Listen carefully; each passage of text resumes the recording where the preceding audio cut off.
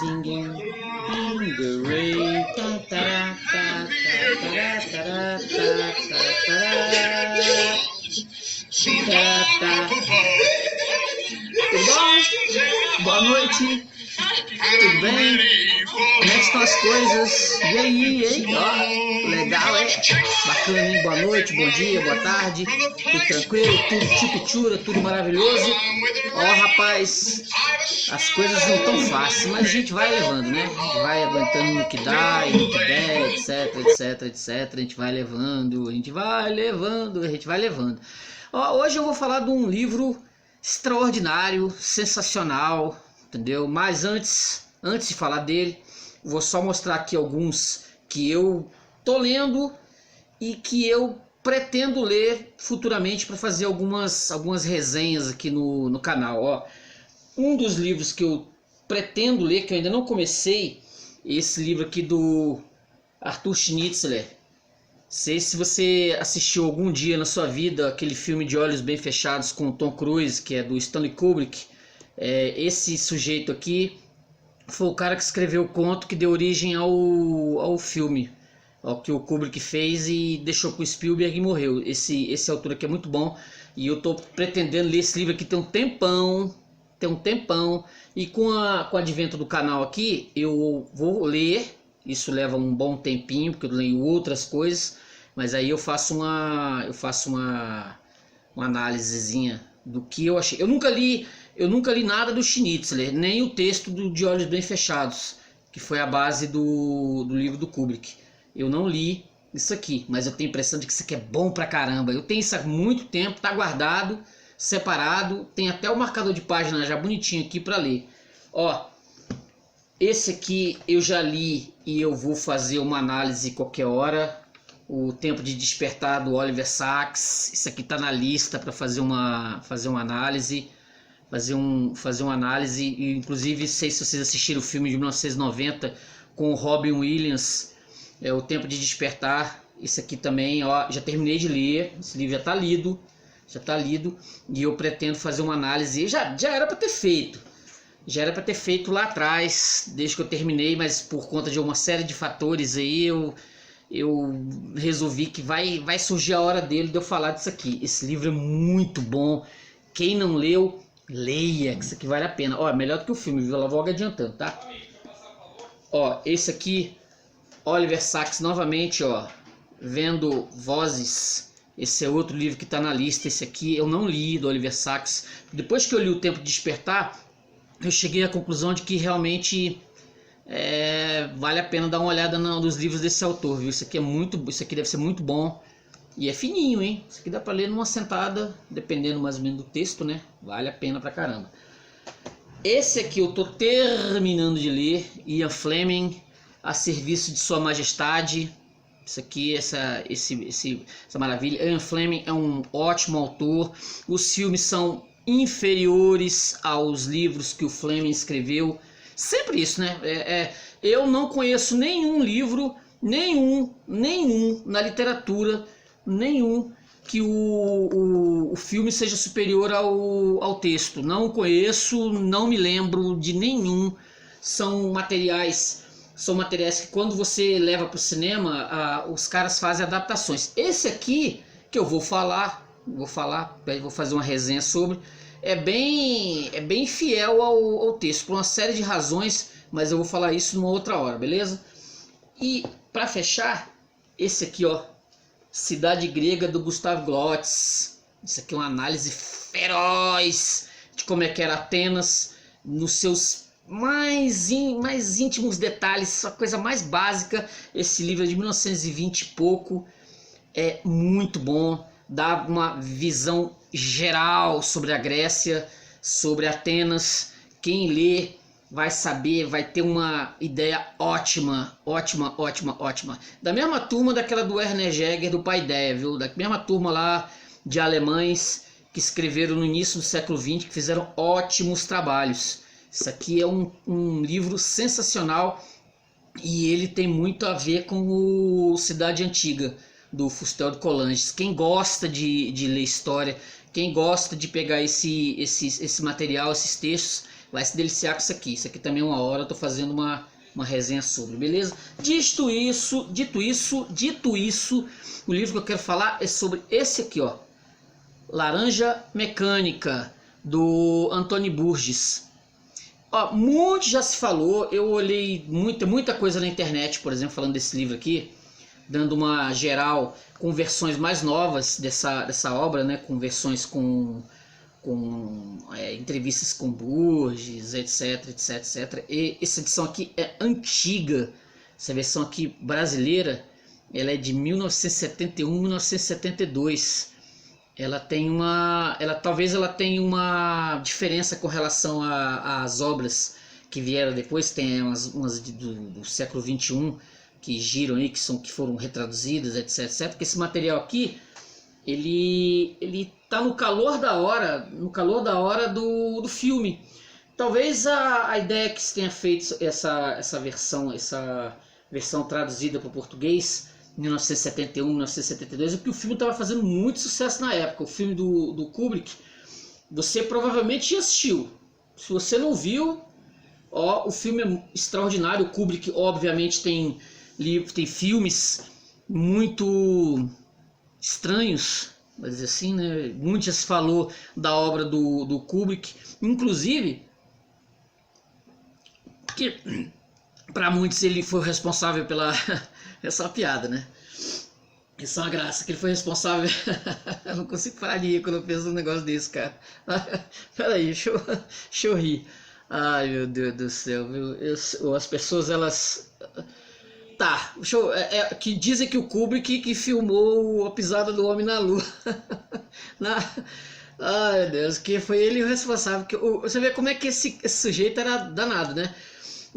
Essa é uma história muito estranha, que dizem que foi ele o responsável, que o homem não pisou na lua, e foi ele o responsável pela filmagem do Armstrong lá no interior dos Estados Unidos, fazendo com que com os 3 astronautas lá, criando aquela ideia de que o homem pisou na lua. Ó, eu tô falando isso porque eu acredito que o homem pisou na lua, tá? Só pra colocar isso bem claro. Mas o Kubrick é um cineasta sensacional. Lolita, 2001. Esse aqui, do Laranja Mecânica. O cara criou uma obra, ó, sensacional. Poucos diretores, ele geralmente pegava um texto desse aqui, um material desse aqui, um livro, e obviamente ele via qualidades para ser filmado, ia lá e junto com o Arthur Clarke, o Arthur Clarke, autor do conto do 2001, Odisseia no Espaço, eles sentaram juntos e montaram um roteiro para... E olha que o Clarke tinha o conto é dos anos 50, para fazer o 2001, Odisseia no Espaço. Olha que responsa, hein? Olha que responsa. Então ele pegou esse material, esse livro aqui, viu que tinha qualidades para ser filmado, para ser um filme sucessor do 2001, que tinha sido um sucesso, que tinha sido algo extraordinário. Sentou e fez algumas modificações aqui, outras ali, muito pontuais, tal, e filmou o Laranja Mecânica, que foi uma polêmica desde o início. Desde o início o filme foi uma polêmica. O livro, no meu entender, assim, é o que eu disse, o livro sempre é melhor do que o filme. Sempre. O Kubrick teve que fazer algumas mudanças aqui no texto, porque o texto é muito pesado. O Alex, ele convida 2 menininhas de 10 anos de idade e estupra as duas dentro do quarto dele. O Kubrick não teve coragem de fazer isso, botar no filme. Ele botou um ator aparentemente bem mais velho, porque no texto o Alex, ele tem 15 anos de idade, no filme fica parecendo que ele tem mais de 20. Então ele vai mudando algumas coisinhas, ele vai mudando alguns detalhes que assim, não sei se o medo dele de chocar a quem assistia o filme, então ele faz umas mudanças pontuais, justamente para não, né, não ficar assim tão pesado, porque o livro é pesado. Talvez para o nosso mundo hoje, 2020, não seja, talvez não cause tanto impacto como causou lá em 1961, 1962, quando o Burgess escreveu, o texto, né? Dizem, olha que interessante, ele escreveu esse livro aqui porque ele foi diagnosticado com câncer, né? Ele estava aparentemente com câncer, com a doença lá, tal. Aí ele temendo morrer, ele estava para morrer. Ele diz a história que ele estava assim, o médico não deu muito tempo para ele, então ele escreveu vários textos rapidamente, vários livros, vários textos para deixar para a esposa como herança, porque já que eu vou morrer, eu vou deixar uns textos aqui, a minha esposa publica e fica com os direitos autorais. Então ele escreveu esse livro aqui sem muita pretensão. Ele não tinha muita pretensão. Então ele escreveu rapidamente esse material. Assim, eu vou morrer e não vou não vou ficar, como é que diz, vou catando milho nele, não. Vou simplesmente escrever aqui e vou deixar. E ele não morreu. Ele morreu em 2000 e pouco. Acho que 2012, 2011, eu não lembro agora de cabeça. Ele viveu mais 40 anos no tempo e no espaço. Ele achou que ia morrer, não morreu, e o livro ficou. O livro ficou um livro bem interessante. A história é aquela, né? Garotos sem o que fazer, adolescentes sem o que fazer, estudantes, eles simplesmente vivem uma vida classe média, num futuro utópico, num futuro distópico, melhor dizendo. Eles dormem de dia, ou fingem que vão para a escola e saem à noite para tocar o terror, bater em mendigo, entrar na casa de pessoas e violentar a esposa e massacrar o dono da casa, entendeu? Eles fazem isso assim sem nenhum problema. Eles vivem, o divertimento deles é esse. O divertimento deles é espancar pessoas, maltratar gente, fazer tocar o terror, fazer o diabo, entendeu? Sem nenhum problema. É uma gangue, igual muitos que nós temos hoje por aí, né? Assim, jovens sem ter o que fazer saem às ruas para cometer crimes. Como eles não têm a vida é um tédio, para dizer assim, eles saem para cometer crimes, para cometer atrocidades. O que muda pro Alex, Alex, sem lei em latim, Alex. Nome, não sei se o Burgess pensou nisso, mas é o nome dele, Alex. O que diferencia o Alex dos outros é que o Alex, ele tem uma vida classe média, ele adora música erudita, adora Beethoven, adora escutar música clássica, o tipo de música que ele gosta. Ele acha qualquer outra música algo que não é interessante para ele. Ele gosta muito de Beethoven, isso também tem muito no filme, da trilha do filme. E ele sai à noite para cometer crime. Numa dessas saídas, o grupo a gangue que ele presidia, que ele era o líder, comete assim, eles estão querendo ele fora, arruma uma trairagem lá, e a polícia, o Alex mata uma mulher dos gatos, a velha dos gatos, e ele é preso. Enquanto os outros fogem, os arregões fogem, conseguiram o que eles queriam. E o Alex é levado para prisão. Tem uma cena no filme que o Kubrick, de novo o Kubrick, cara, eu não vou dizer pra você que eu sou fã do Kubrick, não. Porra, mas o cara era bom, meu.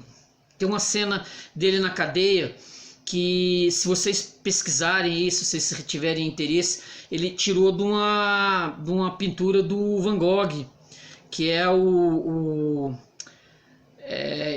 passeio matinal. Eu não estou lembrando aqui agora o nome. É o passeio matinal dos presos, um atrás do outro. Essa cena o Kubrick tirou do Van Gogh e colocou no filme, cara.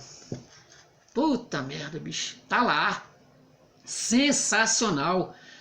Ai, meu Deus do céu. Daqui a pouco eu vou dizer que o Kubrick é melhor que o texto. Ai, ai. O Kubrick tem muita coisa ali estranha nos filmes, meu. Tem muita coisa estranha nos filmes. Tem. Não dá pra negar. Tem muita coisa esquisita na feitura dos filmes dele, etc, tal. Muita teoria da conspiração aí. Quem quiser vasculhar aí na internet vai ter muita coisa esquisita sobre o Kubrick. Não é brincadeira não. Mas voltando ao livro. O Alex, ele é preso e ele passa por ele recebe uma proposta. Ele vai passar por um tratamento experimental de, como é que eu vou dizer, os caras, o padre, os caras da prisão, os psicólogos lá, eles querem fazer uma experiência com um criminoso juvenil, querem reabilitá-lo, querem fazer com que ele perca toda essa maldade que está embutida nele. Eles querem, eles pensam assim, olha, a gente tem um tratamento experimental aqui, comportamental, mental, e a gente vai fazer um tratamento com você, vai fazer com que você você perca toda essa sua índole malvada e perversa aí. A gente vai fazer um negócio com você. A gente vai conseguir e você vai ser solto. A partir do momento que a gente conseguir fazer umas modificações aí em você, você vai ser solto, você vai ser posto na rua. Aí o Alex aceita. Ele aceita, tá bom, beleza, faz aí. É aquele negócio, os caras vão fazer dele das tripas coração, vão prender o olho dele, vão pegar e vão esticar o olho dele para que ele, assim, desse jeito, vão botar um negócio, no filme até coloca o colírio, no filme estragaram, quase machucaram o olho do Luke McDowell. Eles prendem os olhos do Alex dia após dia e ele passa a ver cenas de violência, filmagens do Hitler, vão colocar ele vendo mulheres sendo estupradas, gente batendo em animais, maltratando animais, isso dia após dia, e com música erudita de fundo. Vai ser massacrado com isso o tempo todo, para fazer com que ele perca essa índole selvagem que ele tinha. Então isso é colocado o tempo todo, pá, e ele não aguenta. É um negócio muito, muito pesado, é um negócio bem pavloviano, assim, bem pesado, bem para ele perder essa índole selvagem dele. Fazem isso dia após dia. E aí acontece uma modificação nele nesse período. Ele para, aí os caras começam, os médicos lá, etc., começam a perceber que ele se modificou. Aí beleza, maravilha, ele está reabilitado para estar na sociedade novamente, para estar se solto na sociedade, para estar aí, na sociedade. Aí ele é solto, depois de ser massacrado, ele é solto, colocado novamente, jogado na sociedade. Beleza, hein? Mas tem uns detalhes. Ele sai da cadeia, volta para casa, ele volta para casa do pai e da mãe, lá de onde ele morava, tal, e volta. Acho que passou uns 2 anos, 3 anos que ele tinha sido preso depois desse processo aí. E ele volta para casa dos pais, e lá chega na casa dos pais, ele encontra o quarto, não existe mais o quarto dele. A mãe e o pai tinham alugado a casa para um inquilino lá, tal, um velho. E ele acha que é chegar em casa, beleza, né? Meus pais vão me receber, não sei o quê. Aí os pais, não, meu filho, nós precisávamos de dinheiro depois que você foi preso, não sei o quê, bababá, te colocou um inquilino aqui e tal, não sei o quê. E o inquilino começa a desancar com ele. Você é um vagabundo, você fugiu da cadeia. Eles não estão sabendo do que aconteceu. Você fugiu da cadeia, não sei o quê. Você não presta, você é um pai da sociedade, você é um vagabundo, pilantra, não sei o quê. Aí ele sai de casa, ele lá, deixa lá e vai embora. Vai embora de novo, não sei o que tal. Aí ele chega num local, ele vai na biblioteca, ele anda na biblioteca da cidade, as pessoas reconhecem ele, não sei o que. E aí acontece um monte de situações que deixam ele com vontade de vomitar, porque ele tem uma ânsia de vômito. Toda vez que ele vê alguma coisa violenta, ele tem uma ânsia de vômito, ele começa a passar mal, não sei o que. Aí ele resolve sair, larga lá do jornal, da biblioteca, sai correndo. Aí ele vê um carro de polícia. E quem ele encontra nesse carro de polícia que tá lá? Um amigo da gangue dele, o Tapado, acho que é o Tapado, e o outro de uma gangue rival, que são policiais. Olha só, os caras que participavam de gangue, a polícia tá usando para servir assim de guarda, de policial. Aí pegam ele, levam ele lá pro meio do mato e enfia porrada nele, batem, pá, pá, pá. Batem nele pra caramba, ele não consegue mais se defender, porque ele passou por esse processo aí, de mudança mental, tal, batem nele pra caramba. Aí, o que acontece?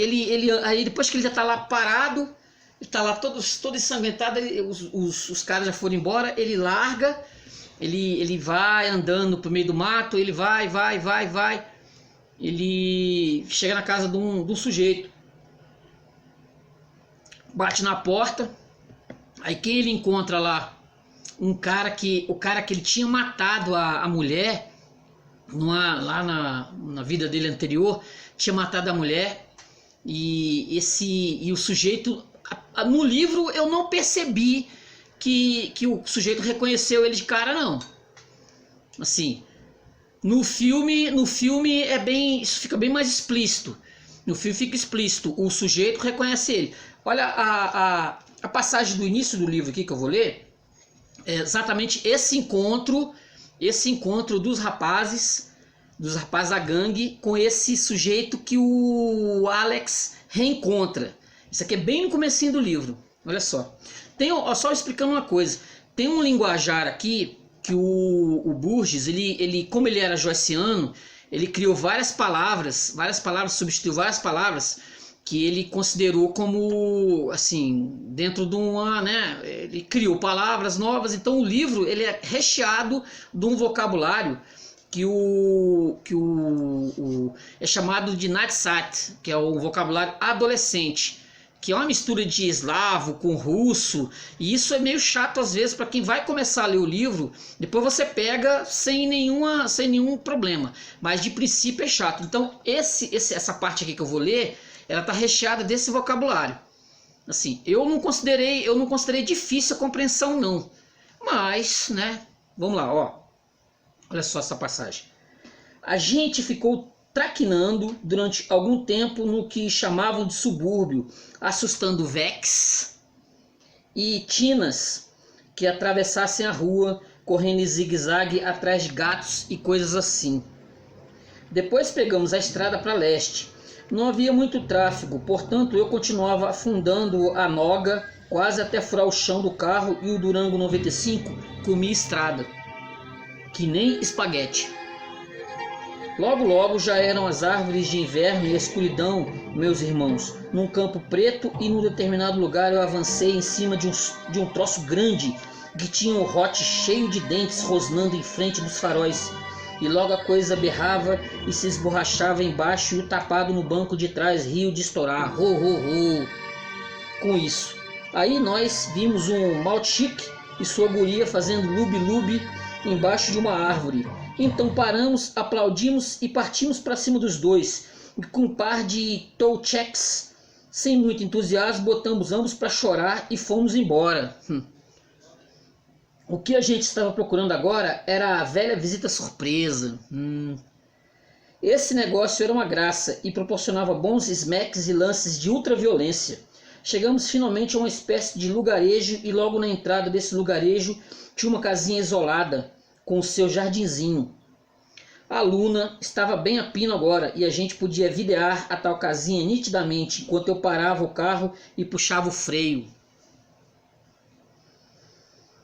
Os outros três dando risadinha que nem besúmenes e a gente podia videar que o nome no portão da casinha era Lar. Eles chegaram na casa, eles encontraram a casa lá, aí estão prestes a invadir esse lugar, hein? Eles estão prestes a invadir esse lugar. Um nome muito do grupo. Eu saí do carro ordenando aos meus drugs que parassem com os risinhos e fingissem de sério. Abri o portão Malek e caminhei até a porta da frente. Bati muito de levezinho e ninguém atendeu, então eu bati um pouco mais e dessa vez esluchei alguém vindo. Depois puxaram uma tranca e a porta abriu polegada e eu videei aquela glaze olhando para fora para mim e a porta tinha uma correntinha. Sim, quem é? Era uma golosse de guria, uma devótica mocinha pelo som, então eu falei com uma pronúncia muito refinada, uma verdadeira golosse de cavalheiro. Desculpe, minha senhora, sinto muito incomodá-la, mas meu amigo e eu saímos para passear e meu amigo se sentiu mal de repente, teve um mal súbito e agora está lá, na estrada, duro no chão e gemendo. Poderia ter a bondade de me deixar usar o seu interfone para chamar uma ambulância? Veja. Nós não temos telefone, disse a devótica. Sinto muito, mas não temos. O senhor vai ter que procurar em outro lugar. De dentro da casinha malenque eu podia esluchar o claque-claque, claquete, claquelaque de algum veque batendo a máquina e as batidas pararam e veio a golosse do Tcherovsky indagando. O que é, meu amor? Rapaz... Ai. O filme do Kubrick tem essa passagem aqui. Tem essa passagem no filme que é bem porra louca. Bem, disse eu, a senhora poderia ter a bondade de dar um copo d'água para ele? Sabe, é como um desfalecimento. Foi como se ele tivesse perdido os sentidos, como um desmaio. A devótica teve uma meia hesitação, então falou, espere aí. E desapareceu e meus três drugs já tinham saído do carro, quietinhos, se esgueirando horror show, furtivamente, e agora colocava as mascarinhas e eu também coloquei a minha. Agora era só questão de enfiar o hooker e desprender a correntinha que eu já tinha amaciado a devótica com a minha golosse de cavaleiro de jeito que ela não fechasse a porta, como devia ter feito nós sendo desconhecidos na noite.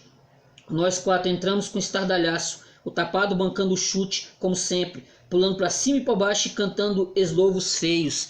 Lembra que no filme era a música do Just Singing, tchá, pá, Just Singing, bufo, Just Singing, tchá, Just Singing in the Rain, plá, Just Singing in the Rain, plá.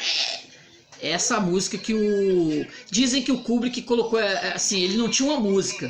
Ele não tinha uma música para a cena. Isso foi improviso dos atores. Os atores eles estavam dando chute na cara na cena do chute lá. Aí o ator começou a cantar Singing in the Rain, entendeu? E ficou, foi total improviso. Ali não foi nenhuma ideia do Kubrick, nada não. Ali foi improviso total. Tanto que no livro aqui exatamente diz isso. Eles estavam xingando, cantando eslovos feios, etc, né? Olha lá. Na outra página aqui tem uma passagem interessante. Depois de eles já terem feito todo o estrago, todo o estrago, tem essa passagem aqui, não temas, se medo tens em teu coração, irmão, peço-te, expulsa-o incontinente. Adoro esse linguajar desse pessoal. Bem, né?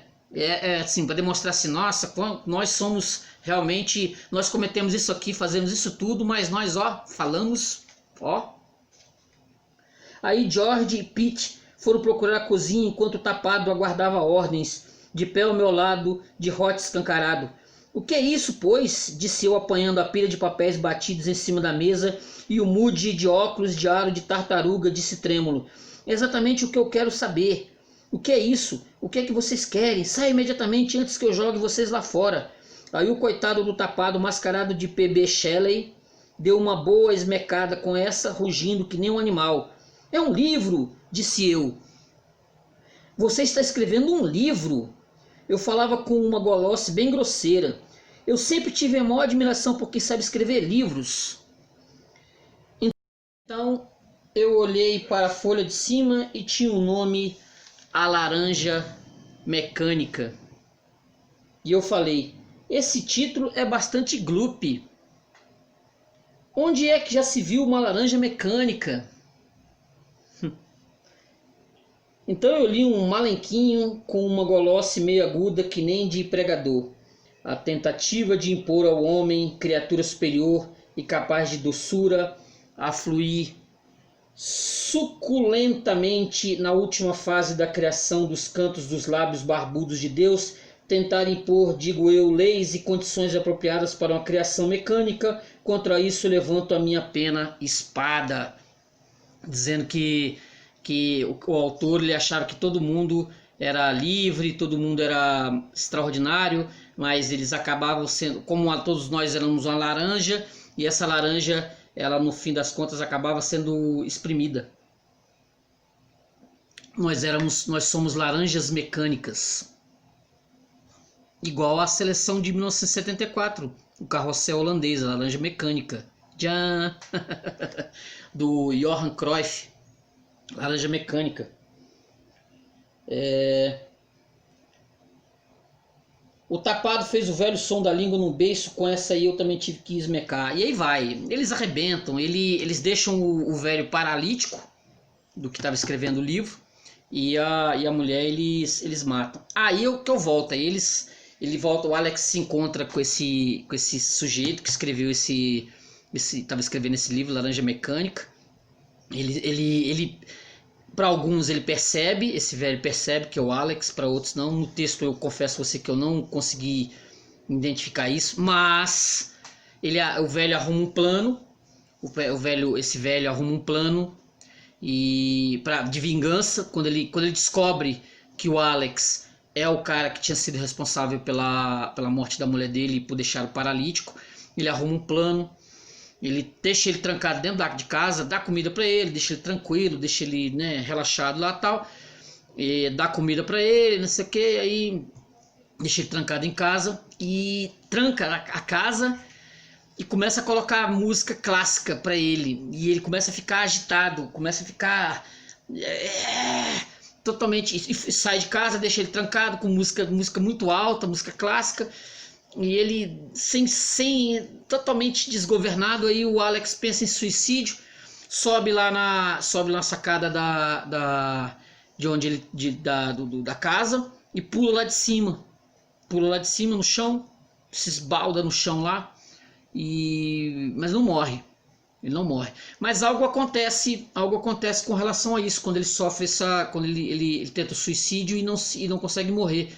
O que ele tinha, o que os caras tinham feito com ele, tinha feito essa lavagem cerebral, ele reverte tudo. Ele volta a ser o que ele era antes. Ele não é mais esse indivíduo, ele não é mais esse indivíduo medroso, com problema de ânsia de vômito, não sei o que, tal, não. Ele acabou com isso, ele volta a ser o que era antes. Mas aí ele se torna uma estrela, ele se torna alguém conhecido no lugar, e os políticos resolvem tirar partido disso, né? Óbvio. Um detalhe interessante aqui do livro, que o livro me disseram isso, eu não sei se é real, mas disseram que a edição americana desse livro, quando foi publicada, a edição americana, esse livro tinha 20 capítulos. Esse livro tinha 20 capítulos. Não tem o filme. O filme ele termina com o político lá, né? Totalmente o político se aproveitando do fato dele ter sido, né? Dele se tornar uma celebridade. O filme termina exatamente na cama de hospital, o Alex tirando fotos com o político lá, tal. E termina exatamente assim o filme. Se eu não me falho a memória. Se não me falha a memória, acontece exatamente isso. a cena final dele abraçado com não sei o que e tal. No livro ainda tem mais um capítulo, são 21 capítulos no total. Essa edição antiga aqui, ele é dividido em 3 partes de 7. 3 partes de 7. 7, 7, 7. 3 vezes 7, 21. Nas edições mais modernas, me parece que não é mais assim. Mas na edição americana, me disseram que quando o livro foi escrito, foi publicado em 1962, 63, sei lá, os americanos comeram o último capítulo, o capítulo 21. Parece que não levaram em consideração esse capítulo. E o filme do Kubrick termina exatamente nessa parte. Ele tem uma partezinha curta em que o Alex, meio cansado da vida, dessas vidas de bagunça, de crime, não sei o que, resolve, né? Tô cansado, tô de saco cheio, eu sou um homem velho, tenho 20 anos. Resolve, né? Eu cansado, quero uma mulher, quero ter filhos, não sei o que, tô cansado dessa vida de bagunça, de baderna. Resolve parar com a confusão, né? Diz ele, porque esse livro aqui ele é escrito em primeira pessoa, ele está narrando os fatos que aconteceram no passado dele, que fizeram ele refletir sobre essa mudança de comportamento aí e tal, beleza? Aí o livro termina exatamente nessa parte, termina exatamente nisso. Ele meio cansado disso aí, dessas coisas todas aqui. Mas para onde eu estou indo? Agora, meus irmãos, é tudo no meu Odinoque, onde vocês não podem ir. Amanhã é tudo assim, meigas flores e a vonenta da terra que roda e as estrelas e a velha luna lá em cima e o vosso velho Drug Alex muito no seu Odinoque, procurando assim uma companheira. E essa que é o toda um mundo terrível, grégene e vonento, realmente, meus irmãos, e portanto, adeus do vosso Druguinho, e para todos os outros dessa história, profundos chumes de música labial, brrr, e eles que lambam os meus cherries, mas vós, meus irmãos, lembre-se de vez em quando do vosso Alexinho como era, amém, e essa que é o toda. É assim que termina o livro. Sim, me pareceu, às vezes eu tenho a impressão na leitura de eu ler o Apanhador no Campo de Centeio do Salinger. Não sei, mas essa narrativa em primeira pessoa, talvez, isso é uma visão minha, tá?